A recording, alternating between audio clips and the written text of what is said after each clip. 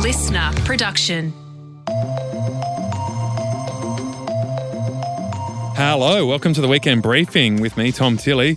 This is the episode where we bring you big, in-depth interviews with the humans behind the headlines. And our guest in this episode recently got hauled off a plane by police for getting too close to a US military base in the desert near Alice Springs.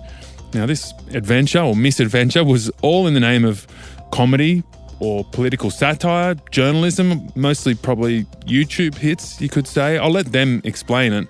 Basically, these are two Aussie guys that make these videos a bit like Friendlyjordies meets The Chaser, and it's called Boy Boy, that's the YouTube channel. They've got 955,000 subscribers, so almost 1 million subscribers. Some of their videos are getting over 3 million views, like the recent 48-minute Pine Gap military base episode, which I mentioned before. That came out just last month. Their first big one was 6 years ago. It was called We Went to North Korea to Get a Haircut. And so it's a pretty wild YouTube channel where they risk getting arrested and they risk getting physically hurt. I mean, their big inspiration, Friendlyjordies, had his house firebombed, and this is the kind of territory they're in. So we've got them here to explain why they do what they do. Their names are Aleksa Apollonov and Aleksa Vulovic. Let's get into it. All right, Aleksa, Alex, thanks so much for joining us on the Weekend Briefing. That's okay. Thanks for having us on the weekend. Yeah, whatever day it is in podcast land. So you guys are getting phenomenal hits on YouTube. Are they all just Americans hate watching you? Probably. I think so. Yeah. Well, we've got the demographics, and it is 47% Americans. So some of it's my family hate watching me. So my mum hate watching you specifically. Yeah, I think a big part of it is Americans. Yeah, but I think the majority of Americans like it. I don't know. I feel like a big part of American culture is this kind of like anti-tyranny, hate your own government kind of thing. So like, as long as you say like CIA, if you're not making fun of America per se, and you're saying the CIA does this, they all hate the CIA, surprisingly. So you're trashing your authorities, not the people. Yeah, exactly. And it is really funny because we obviously have a certain political agenda, but we often have conservatives that will watch our video and be like, oh yeah, I agree with this. Yeah, this is great. And they love it. You gotta couch and then it I don't want to tell them like, oh, we disagree with you on everything else. But it's like, but there is a crossover there between the right and left on different issues. Yeah. And hating authority really works for both sides in certain parts of the spectrum. Oh, 100%. And so are there, 47% are Americans? How many are Australians watching? None. Like 10? No, I think I looked, it was 18. Okay. 18. Is that all? No. Is that, it is. Well, now that we're on the Weekend Briefing, we're going to get That's why we're here. Let's sell it, baby. But it's still, what's 18% of a million? I don't know. So 180,000. So still, that's a lot. Way more than lamestream TV. That's still a country. No, it's an incredible success. So congratulations. It's amazing to watch, and it's very insightful and funny and ridiculous and at times slightly illegal. We'll get deep into the Pine Gap episode, which is kind of clocking up hits as we speak. Let's go a bit into the backstory of you guys. You've talked about The Chaser, Louis Theroux as influencers. I see there's another influence sort of lurking in the background, sometimes literally, Jordan Shanks, Friendlyjordies. How much of an influence has he been? A fair bit. I think I remember watching him when I was in high school and just enjoying someone who was angry about like the Liberal government. I think he was also an example of non-traditional media having an effect on the political environment. True. Yeah. And that was a big, like one of the big things on YouTube. We were like, oh, we can actually just reach people and just maybe make an impact and slightly change people's minds. Yeah, because he was one of the first to really build a substantial audience with this sort of satirical political comedy / what are we calling it? I mean, that's a bunch of stuff. I don't know. No, it's definitely rewarding being able to have some kind of impact, or at least some kind of reach outside of, I don't know, having to get a job. Did it start off for you guys working in media, wanting to do this in the traditional sense? So we started, we were just interested in North Korea, and we thought we wanted to do tourism. We just wanted to go. And then we thought last minute, we're like, why don't we just film it and make a video about it? And it was literally last minute, the day before we went, we're like, okay, let's just like film something in Australia to kind of justify our trip there. And then ended up being our first YouTube video. And then after that, we kept making it. I made a separate channel as well. And then, what is that, like 5 years ago now? Yeah. Okay, so the North Korea video, it's about going there for a haircut, which is really about focusing on this sort of media beat up. People in the West have been reporting that everyone has to get a haircut like Kim Jong-un. Yeah. Which is not a bad look. No, like if you were it's going to fantastic. legislate a haircut, it's not. I mean, that one got really popular recently, especially with like kind of like the fuckboys in like the UK would have a very similar one. Yeah. Or like a hipster one here, like a nice quad. Kind of like your hair. Actually, yeah, that's pretty like a Proud Boy kind of. I've seen that before. 1950s. Yeah. Or, Like yeah, Peaky earlier. Blinders. Yeah. Tell us about that video. Let's go into it, because the deeper commentary is about the way we create these narratives about people we boogeyman characters almost, like, you know, Russia, North Korea, these people that we just think are crazy. And so we'll basically believe anything that's served up to us about them. Yeah. And I think it's like particularly unique about North Korea is that like there is not a lot of information coming out of there. Like they are, you know, quite strict and controlled. Yeah. So then like it's hard to corroborate anything. So whenever something comes out, it's just like, oh, great. You can say whatever you want. You could literally, there were stories about there were unicorns in North Korea. Yeah. And people were like, the government really thinks there's unicorns? And it's but it's also, it plays well. Like you can get, if you have a slow news day, you'd be like, oh, the North Korea executed someone by feeding them to 500 dogs. And it's like, oh, okay. And then it becomes a media cycle of the story gets hits, so you get money from it. But then it is also in a way justifying war in a country, because you're like, they're so strange and different and do things in such a barbaric It's way. like dehumanizing. Yeah, that we can invade them. So that was a big part of the doco as well, is like, hey, even though the country does suck, we don't have to go to war with them. It's like, you know? So how much work did you do to actually go in and disprove some of these stories? Oh, and is it pretty solid? Yeah, going there is like really easy. And like, there's like a lot of tour companies that I think it's harder that now, run it. but yeah. Oh, yeah. Because of you guys? Probably. But yeah, it's pretty easy to go there. It's actually easier to get into than a lot of other countries, just because like it's government-run tours, so they're not just like giving you a visa and being like run free. They know where you are and what you're doing, so it's a lot easier just to be like, sure, come in. And in terms of disproving things, obviously the haircut thing was disproved as soon as we arrived, and we saw that everyone had unique haircuts. Also, we didn't even necessarily disprove it. Like, No, that's the thing. It's one of those things, like using a platform to bring attention to an issue. Like, there are journalists out there who have covered this before. Yeah. Like, it's not. And at the end of the day, we were still on a government tour. So it's like they took us to the places we wanted to see, but it's, just a way to spread the message. Yeah. You go behind the curtain and then the clippers start to fire up.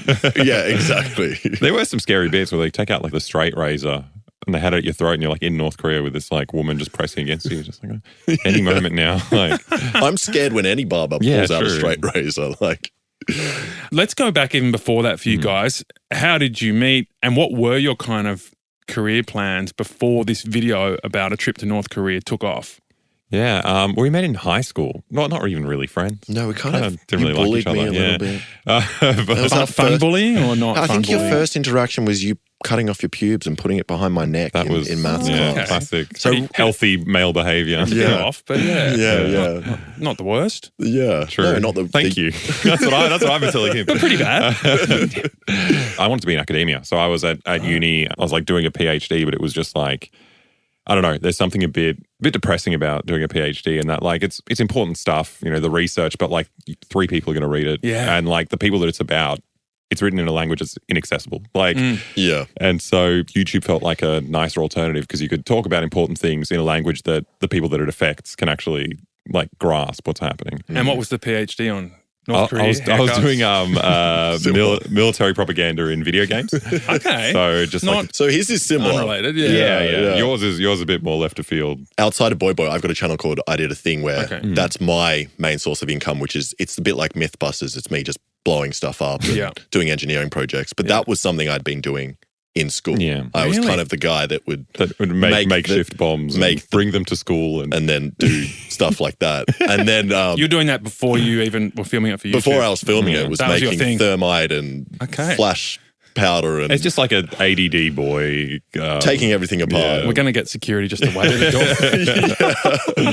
door. Does sound actually literally dangerous. A little bit. And then we'd always, been friends and making jokes about politics, and then talked about making videos for a while.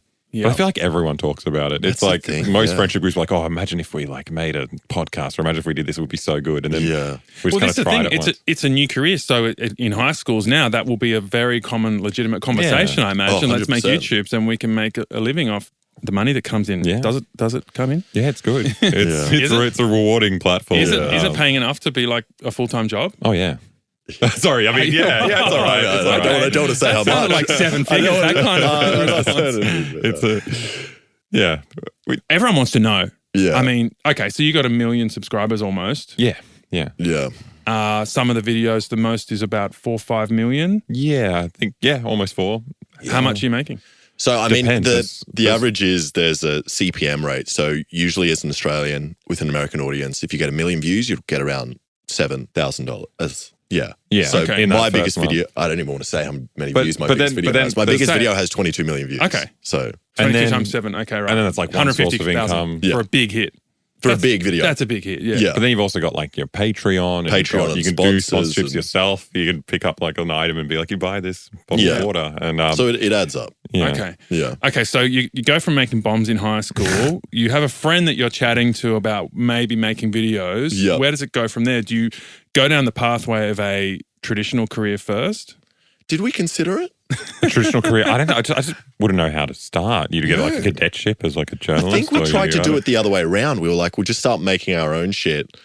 And then we had been like, you worked for The Chaser. That was after and we did, as well. Yeah. But So like, it was kind of like. So your credibility from the videos helped you get a mainstream Well, job. what we were doing is just like blatant rip-offs of The Chaser. So like, so they saw that instead of being like cease and desist, they were Put just him like, out of business. Come work for me. Yeah. But then it's like, it's sad that The Chaser, used to be the best. Oh, yeah. I was obsessed with Childhood Heroes. Yeah. I loved The Chaser, yeah. And then it's like, it doesn't really exist anymore in terms of in mainstream media. There's no, I guess the word is edgy, like a kind of more controversial, kind of political. But even there's stuff that wasn't that controversial. Like I don't know. I think it's tricky, but I don't know how they're meant to continue. It's like, they're very recognizable. They're also old, they have families. Like, there's other priorities. It just really seemed like it just worked for a period of time and then it was somehow not relevant. And so you've been able to reframe it and also do it in a way that works for the internet, which is just such a different audience. We talked about the percentages of where your audience is coming from. It's so different from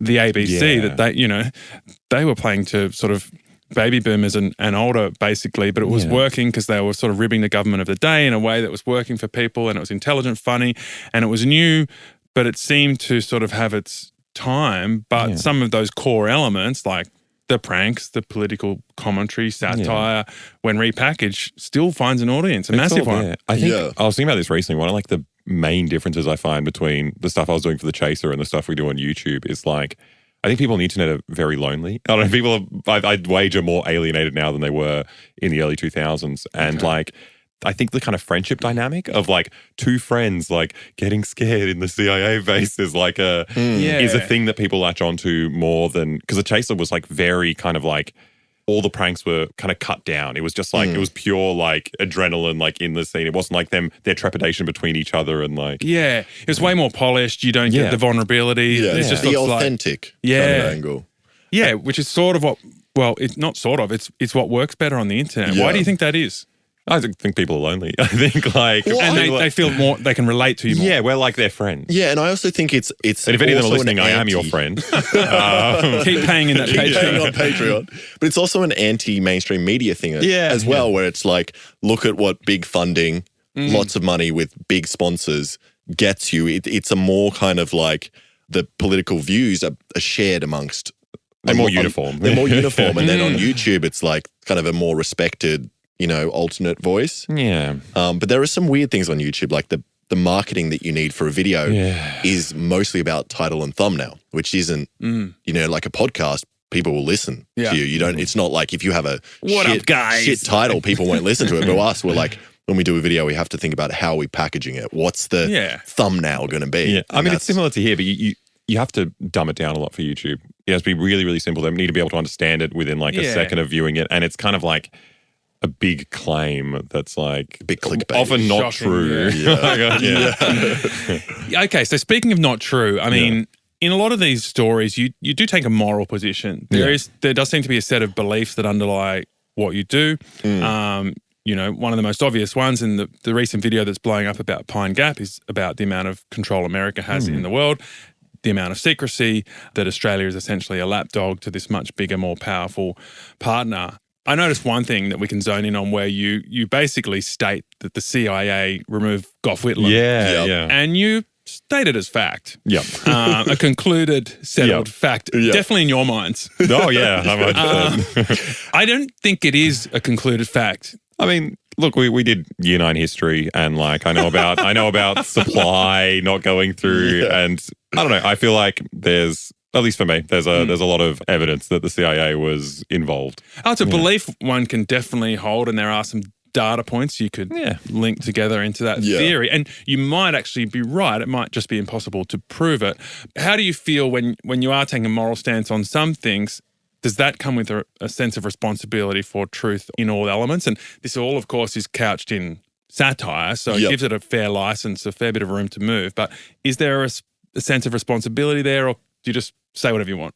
Oh, it's definitely a responsibility. I think it's, at the end of the day, all we have to do is be one like iota better than mainstream media. And I think like the kind of reporting we get, especially, like let's say even ABC, but just like a lot of mainstream places, when we're talking about foreign relations, like it's mandatory that you get someone from ASPI in to say all this like horrible stuff about how we're going to go to war with China and the hawkish stuff. Yeah. And it's just like, that's a dishonest approach in my opinion. And I think we just see ourselves as like a counterbalance, and it's like, it's another voice in there, coming to counter the mainstream claim. You're not the sole source of people's information, and if you were, that would be a nightmare. No, 100%. Depends who you are. It'd be awesome. But no, like it's like we're coming to an audience that already is exposed to a certain narrative, so they take our understanding and weigh it up against their own, and that's kind of the And there is also the angle, like when we're doing a YouTube video, I don't think people take us as seriously as mainstream media, in that at the end of the day, we are kind of idiots running around in the desert and then just kind of looking at information and being like, well, this is what we think about this, It's not completely, this is the fact. Like, I hope people don't think that when I say something, because I'm an idiot.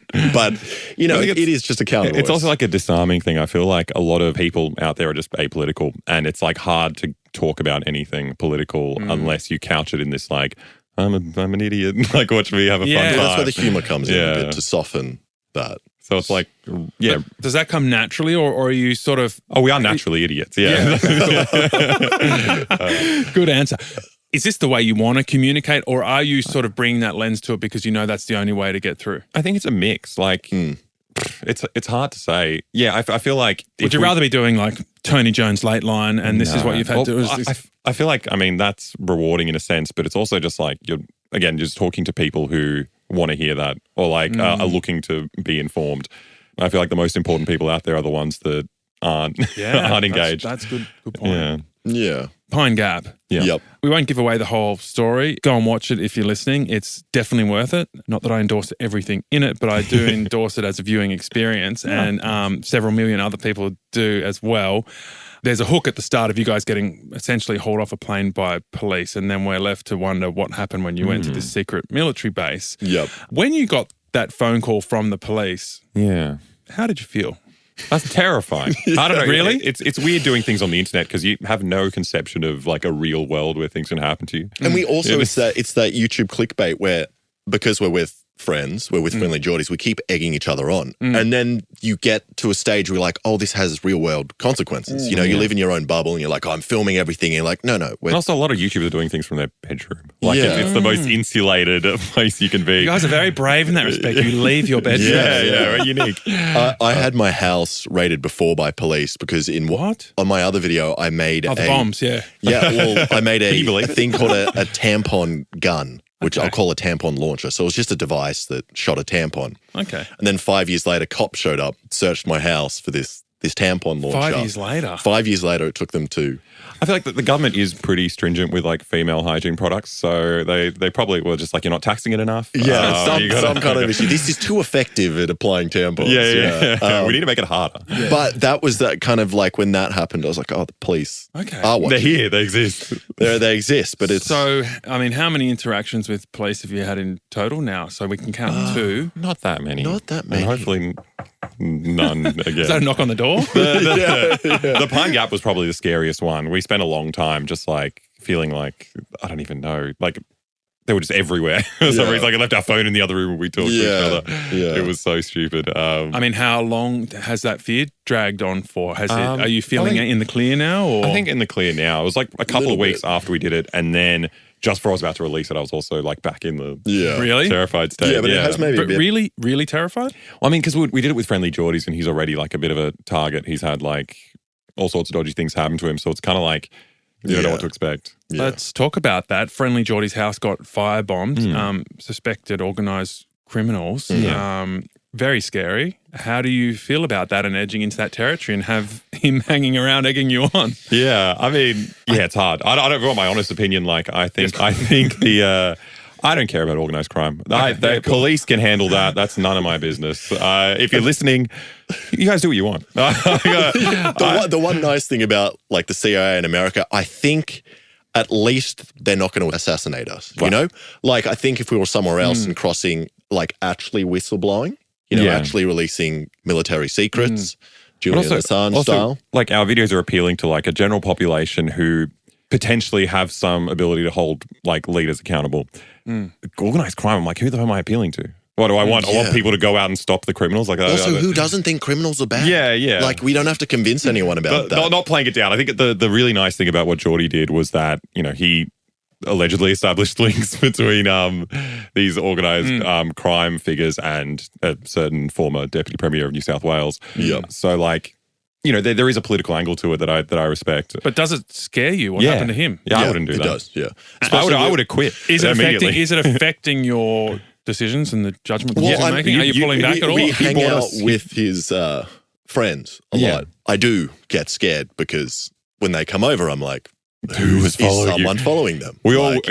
Alex bought us all fire extinguishers for Christmas. Yeah, my mum was so happy to receive it, and I was so confused. I gave it to her, and she was like, "Thank you so much." I'm like, this is in case the house burns down, Mum. Yeah. It's scary. Yeah, it is scary. After the gambling video as well, because we like. Oh, yeah. I sort of see the smile, you laugh as you say it, but it's one of those smiles that sort of drains away from your face very quickly as soon as you stop laughing. We were stressed. The gambling one was stressed. Yeah. Because the day we filmed the gambling video, which was about money laundering in casinos and how easy it is, RSLs, the day after that was when the firebombing happened. Yeah. Wow. And that was also linked to the gambling industry. Like it's all so a rich we were like, milieu this of is organised a crime. weird coincidence. Maybe it didn't have to do with us, but we're like, because we had. What? No. He just stopped himself. I like that's a good backtrack. Probably for a good reason. We know I'm not going nothing to push you. No. It was nothing to do with gangs, but we just received information about the gambling lobbies that they knew we were filming the videos. Yeah. So we received internal information. We were like, so they know we're doing this before the video was released. Wow. It's also a funny video. So we went in with a Australian whistleblower, Troy Stolls. Okay. So he worked for what's the gambling? I don't know what that New South Wales peak body for gambling. I don't know what it is. Okay. His job was to go around all the different casinos and see if they're.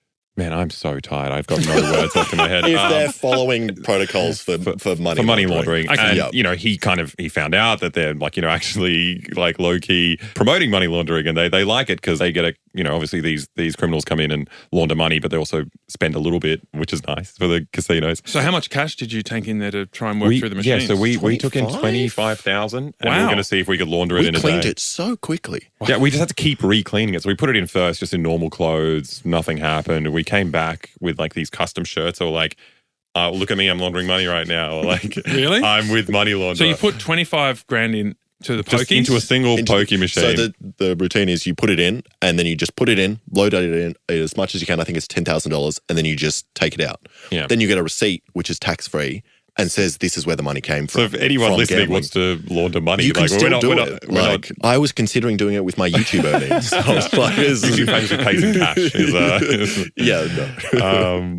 But yeah, we did that. Then we went back in like little criminal costumes. So it was really silly, but the staff were nothing but helpful. Everyone just wanted to make sure we could get the process done as easily as possible. Yeah. Wow. And then we linked to Troy's legal fund because he's won now, which is nice. Yeah. But at the time, he was getting completely pummeled by the gambling lobby. Wow. Also had terminal cancer, so double whammy. But he pulled through. Really? On both accounts? Yeah. Amazing. Oh, actually, I don't know about the cancer. Can you?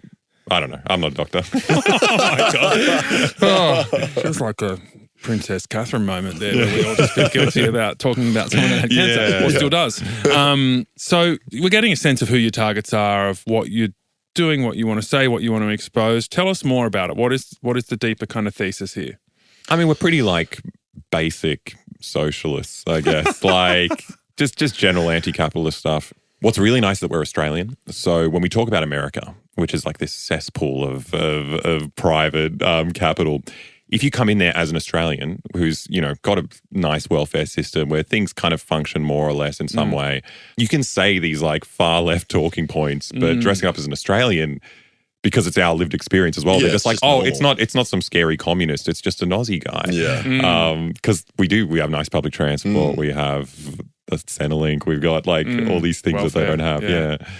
I think a big thing for me that I like, that we talk about in all the videos, is just a general anti-war that's message. That's and like a big thing in that, like, we often get people saying, you guys love China. And it's like, why don't you go move to China? It's like, I don't think China is a great country, but I don't think we should go to war with China. And I think like North Korea, it's like, no, I don't want to live there. I think they're a dictatorship. But there was the Korean War, which killed 2 million people. It's like let's not have that happen again and do everything to make them seem like, you know, people. Yeah. Okay, serious question. If China invaded Taiwan, what do you think we should do? Nothing. I don't know. No, I mean, like it's tricky. I don't want them to invade Taiwan. That's the thing. It's a hard question. Like, should we go to war? If America kicks off against China in that eventuation, should we join them? I'd hope we wouldn't. I think I think the answer should be just really hard talks, which sounds like a lame answer, but it's like, bit, but it's also like it's like a lesser of two evils thing. Like, it's very, very bad if China invades Taiwan, but like, I think to get me to be like, we have to fight China would be them to do like war on terror kind of stuff. Like, you know, 5 million how many people died in Afghanistan. In 20 years. It's like, it'd have to be worse than that. But at the same time, I still don't want it to happen. It was like Russia and Ukraine. I didn't think that was actually going to happen. And I was never pro-Russia, but I was more like, you know, trying to be like Russia's maybe not as bad. Then that happened. I was like, what the fuck? Come on. Come on, guys. But it's hard. I still think like these things are horrible, but they're like small potatoes in relation to what we've done. But I think the important thing is like there are things we can do right now in terms of there are so many war games America does that Australia participates in the South China Sea, which could only be seen as like trying to provoke China. And the amount of military bases that are in South Korea pointed at China. Yeah. Or even it's like, imagine if Taiwan. China had them around America. You know, it's a completely different, So it's like maybe there should be some form of rolling that back in a way that kind of establishes relationships with each other. Okay, so the other theme you're sort of reminding me of now, which I've seen in the videos as well, is sort of the hypocrisy of the West. Yeah. The way we sort of parade around the world with our moral virtue, not really talking about, you know, all the other things that we do more behind the scenes, like whether it's supplying weapons or in previous eras, I assume, maybe not, changing governments and those sorts of things, or invasions. Do you still see those problems as really live issues right now, or do you think America has sort of pulled back from that interventionist approach? I think it depends. I mean, like it's hard to quantify like what a war is. Like, you know, they're still doing drone strikes in a bunch of countries like that they might not technically be at war with. And I mean, like, look, it depends what you think of Israel and Gaza, but like, it can be said that like Israel might be a proxy for the US, or like, you know, it's definitely like a Western project. I think this is like a big generalization. I like to think that the way we talk about these things is from a mode of thinking that you might find in other parts of the world. Like, I think the war on terror, like the invasion of Iraq, all these things are like very salient points in like other countries. And I feel like we have a slight amnesia around it, where it's like, oh, we tried, we might have made a mistake, but, you know, we had good intentions. And I think like it's interpreted around the world a bit differently. When we talk about Taiwan and how we want to defend democracy, like I think that doesn't play as well in other places. Hey, just going back, I mean, this makes me think of something you guys said earlier about The Chaser, that it sort of had a time and a place, it hit a television audience, but it couldn't live on, even though you guys have been able to build an audience, you know, using exactly the same tricks. You've been able to sort of come in here and wear your political colours, hardcore socialists, basically, anti-capitalists, like communists. That's probably why your content resonates more, because you're being honest and authentic about it, rather than having to kind of reconstruct your views to sort of appear impartial, even though, you know, no human being really is. No, that's the thing, is like people will like have to say that they are always impartial. Neutral, it's like, no, it's we're like, definitely not. We're definitely not. We've got That's our it. own. You're not. No, No, not at all. And we don't try to hide that. People say I feel it's like it's propaganda. almost- It's like, in a way, it is. It's Like, but it's like, I feel like it's almost dishonest for anyone to claim they're being impartial. Yeah. Like there's, it's an aspiration. Yeah, I think. yeah. It's a nice thing to aim for. I think well, that's it, sometimes especially when some there's Not you. advertisers involved. Like, Yeah, or taxpayers in the case of the ABC. yeah, exactly. Yeah. You know, there's a government behind everything, controlling everything. Someone where your message is coming from, usually. Yeah. Maybe that's true. Our one is just our sponsors. Who we love. Yeah. So much, honey. If you're listening. NordVPN. Amazon.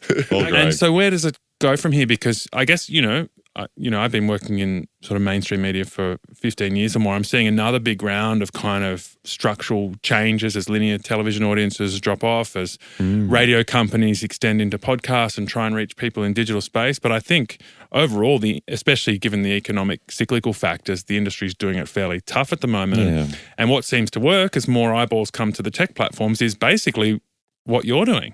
But I imagine it's much harder to explain to your grandparents what you do for a job. So how do you see it kind of going from here? Do you think this can be a long career for you guys? I'd hope so, but it's hard to really bank on anything. Like it feels solid now, but like, I don't know, it's still a fairly new industry. I'm all right if it goes away. Give me like 2-3 more years, and then I'll go do a real important job or something. Be a paramedic or something. Like, I was like, well, how old are you guys? About 30? Yeah, I'm 31. Yeah. Shit. Yeah. But I think that YouTube, there's typically a shelf life. Yeah. People burn out. You have to change your content.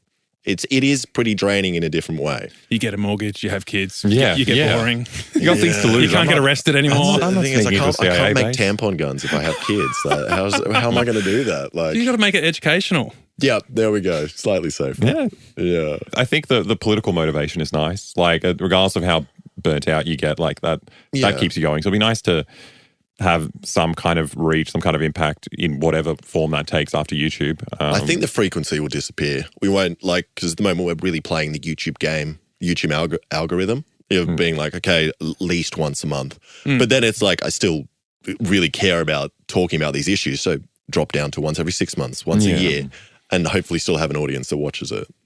And we've kind of trashed America pretty hard. What are your views on Australian politics? Are there things you want to say there too, or do you? Well, the thing is, I love Australia as a country. Yeah. I think Australia is amazing. You're a patriot. Yeah. I am. And I think it's sad to see things disappearing that you love and going in different directions sometimes. Like what? Because that sounds like what people have said for a long time. They're becoming more like America, but are we? I think we've got look, this is probably ages ago, but I feel like even private healthcare, there's just slowly less and less space for public options for things I slowly get eroding. taxed less if I have private health. I was like, That's monstrous. Oh, That's it's how heavily incentivized. Yeah. And private schools as well. It is. Yeah. It does really, especially in our major cities. In some parts, there are very few public school options, and it does push people more into private markets. Okay, so it's just a general communist kind of socialist vibe. Make Australia communist again. I think that's a bit more tax. Bring back golf. Yeah. Down with the CIA. Yeah, exactly. That's it. You summed it up. I like that you pointed out Goff's name is just a name that doesn't appear anywhere else in a first name context. Goff. You're talking about being responsible with facts. That was me being a bit naughty. It's his middle name. Is it? It's not. It's not his first name. The point stands. Yeah. It's still weird. It was used in that way. It's a good name. I'm glad they got rid of him, actually. Yeah. Good. Someone in this room should call their next child Goff. Goff. Yeah. Oh, yeah. I'll give it a go. Who's having a kid next? Don't know. Let's find out. Okay. That's all right. Great meeting you guys. Thanks for coming Thanks in. so much for having Thanks us on. for A lot of having fun. That was Alex and Aleksa from Boy talking about their crazy YouTube journey. Really is worth watching. It's very entertaining and so interesting what they said about The Chaser, that had a time and then it was over, but they found a way to bring the same sort of ideas, the same uncomfortable stunts to a huge international audience. So I think there's a big future for these guys that's going to keep on going. So let's see where they go and if they get arrested and hopefully not actually put in jail or hurt at any point. Thank you so much for listening. That was the Weekend Briefing. And if you are loving what we're doing, please make sure you subscribe in the app that you're listening on and rate and review. That helps us get boosted in the algorithm. We would love you for that. I'll catch you again soon.